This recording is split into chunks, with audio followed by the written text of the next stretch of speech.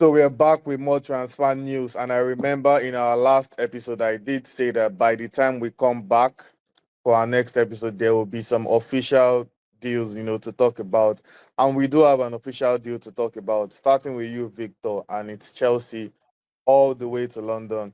Chelsea have agreed a deal to sign Jamie Gittens, from Borussia Dortmund. The fee is believed to be somewhere around £55 million. And yes, we know it is good for all clubs to sign as much cover as they can. But does Jamie Gittens improve the Blues in any way? Either surplus to requirements or, as part of their potential starting options?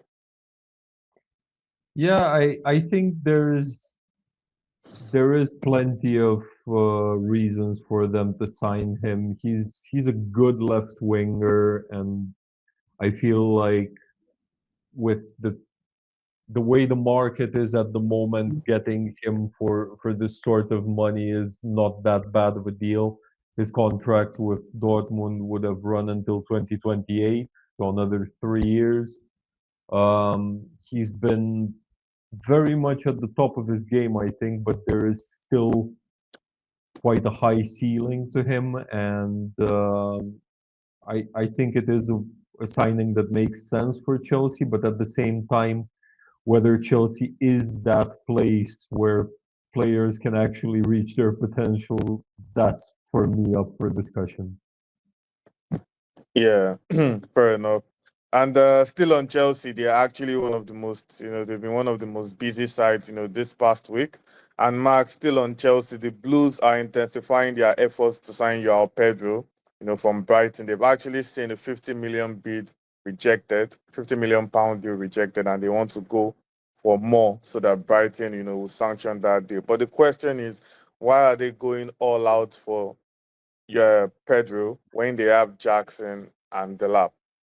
Even Joao Felix has returned now. Mm, Actually, watching last games with Dela playing for Chelsea, I really don't know why they want to sign him. I mean, the only thing in my head is that they're going to sell Jackson and they need a backup striker, but if you're signing a backup striker for like 60 mil, it's not a good business for you. Yeah, same thing I was thinking. Like, if you're spending 60 million and above on a player, it should be going into your starting lineup. It should be going into your starting lineup. But anyways, moving on. Arsenal, Victor. This one is about Arsenal. They are reportedly interested in a deal to sign Ademola Lookman from Atalanta, and of course, he's going to cost significantly less than what Rodrygo will cost from Real Madrid. Does this transfer interest make sense for Arsenal? In a way, I think it does, because he can play as a winger, he can play as a second striker, and I think he does bring an injection of excitement a little bit. The problem I see with this is the fact that he has been in the Prem before, right? And he played with Fulham and Leicester, with Fulham and Leicester and Leicester. with Everton. And it's it's just one of those things like he didn't exactly wow anyone really. Then he went to Italy, where, with all due respect, the league is nowhere near as good, especially when you count tempo as the Premier League is. And now to for Arsenal to be spending over 50 million pounds to bring him back to the Premier League, I get it. Okay, he's grown a bit as a player, but he's grown in Italy. I'm not entirely sure it makes a lot of sense, and yeah, I I'm not super optimistic about this one if it does go through. However, I will say again, get a bloody striker.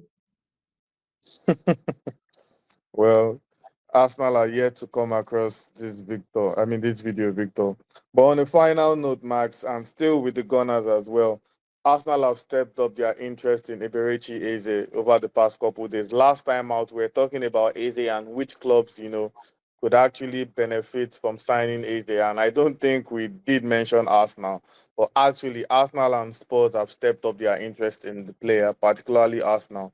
But the question is, if Arsenal could actually sign only one between Eze and Rodrigo, who do you think they should go for? I mean, I like Rodrigo, but we also what happened with him when he was used to change the flank because he couldn't play on the right wing.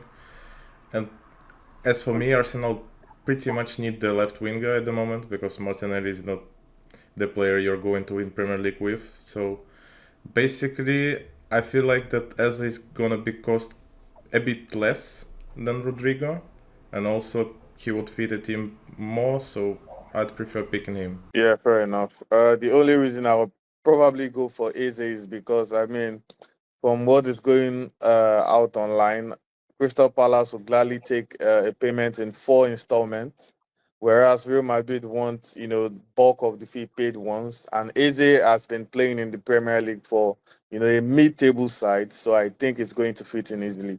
He's not going to take time to adapt or anything to the physicality of the Premier League. He already understands it, and it will slot in easily. But at the end of the day, like Victor said, Arsenal, please sign a striker. That is the most important thing at the end of the day. Please sign a striker. Anyways, that's all we have on our transfer episode today. Obviously, during the week, more deals are going to happen. There will be more to talk about. I will be sure to bring you all the latest developments and the best talking points as they happen.